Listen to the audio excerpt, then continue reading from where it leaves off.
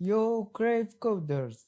Welcome to the HTML tutorial number 8 of ordered lists and unordered lists in Crave Coding.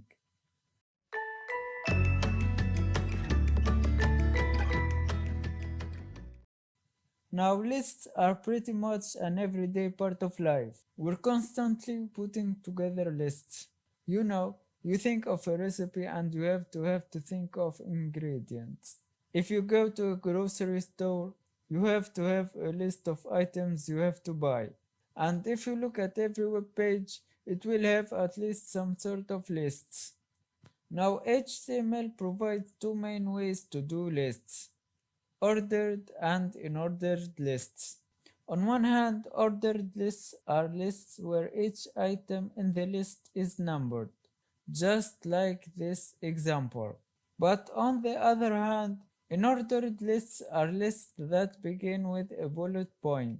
Now, of course, ordered and unordered lists are simple tags that we need to create, while an ordered list is created with the OL tag. Now you have to know that unordered lists are kind of the default thing that people use to design a website.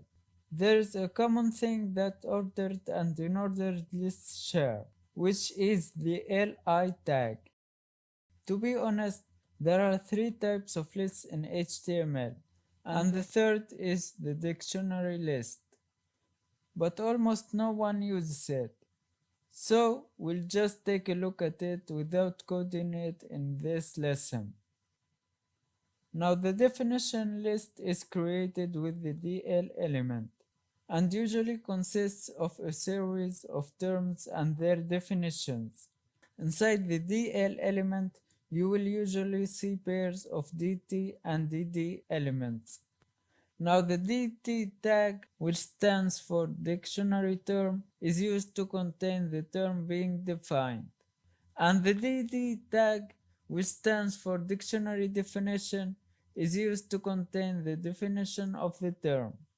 As you see in here, that's how the code of the dictionary list looks like. And just like we said, the dictionary list is created with the DL element. And inside it there are usually pairs of DT and DD elements.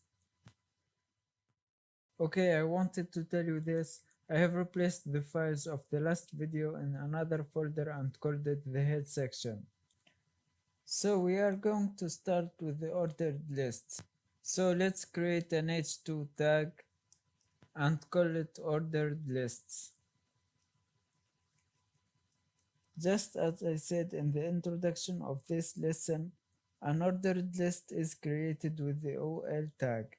So let's create an OL tag, and inside the OL you have to create items using an LI tag.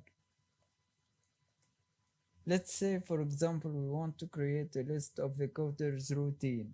So I will create 4 items. And in each item I will write something like eat, sleep, code, repeat.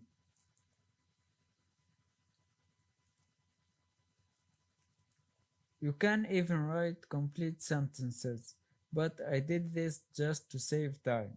Now after we save and check the result in the browser, we will find those 4 elements being numbered as I said in the introduction of this video. So let's check that. And there is the list, which is composed of 4 items. Those items are numbered just as I said before: 1, 2, 3, 4. And finally, let's explore the kind of list which almost exists in every website. And that list is the unordered list. Web developers use this one the most in many ways that you will get to know with the time. So let's create a heading level 2 and write inside it unordered lists.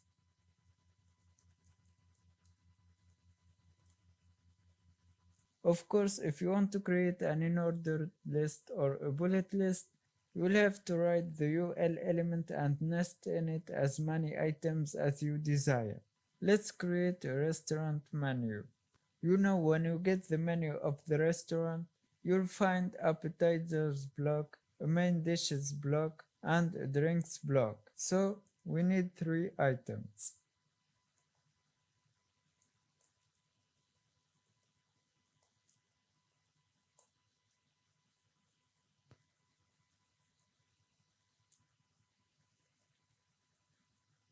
Okay, now that we have a list of 3 items, appetizers, main dishes, and drinks, we will need to fill each one of them with the options. So, how can we do that? Well, we can nest a list inside a list item. For example, I will make some options inside the main dishes part. And to nicely nest a list in here, you have to put the cursor right before the closing tag of the li element. And now let's create another unordered list. Inside the ul element, I will create an item and call it spicy pasta. Another item, call it fried rice. And finally an item, call it fish pasta. And now let's go and see the result of this. And I think you have noticed it. Each item in this unordered list starts with a circle instead of a bullet. We can have an unordered list nested inside an ordered one. OL here and here. So let's save the work and see the result.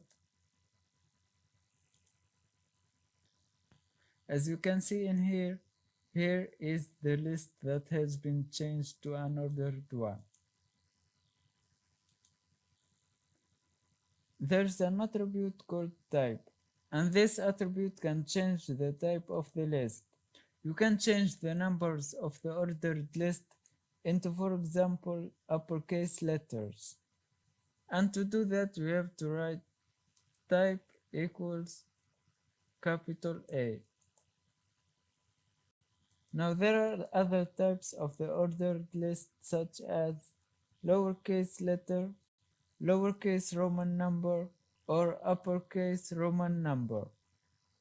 Now let's save and go check.